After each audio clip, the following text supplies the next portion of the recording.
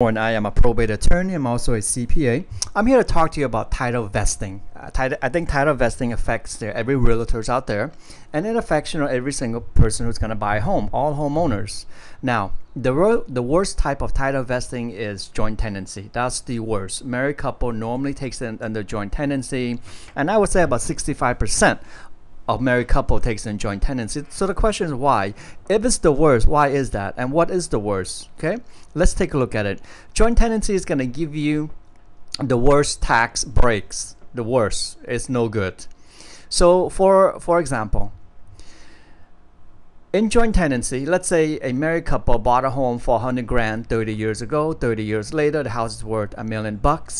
Okay, they're in joint tenancy.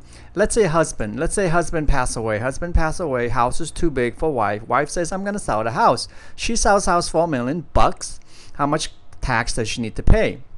So let's walk through it, right? So she sells it for $1 million. Her cost basis, she bought it for 100,000. She's still alive, so it's 50 grand. That's her half of her cost basis.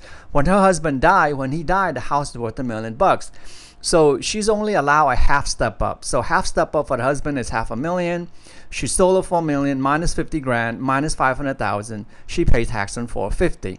Exact same couple. Had they taken title, had they vest title under community property, she sold it for $1 million. They would pay zero tax because they would get a 100% step up basis to $1 million.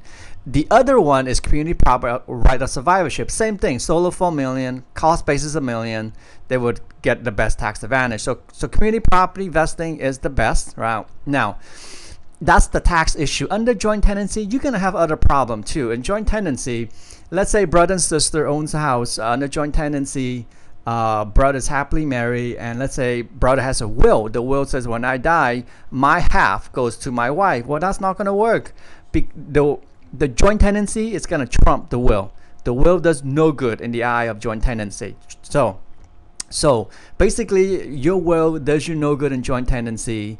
If you add your sons and daughter on there to avoid probate, that's problematic because you run into a gift tax problem, you run into a cost basis problem, and if your son and daughter does not pay property income tax or credit card debt, then the credit's gonna come after your home.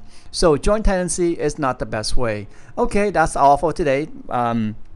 I do have a 3-hour class that goes over title vesting, the probate process, and a whole bunch more. So okay, I hope to see you at my seminar. Thanks.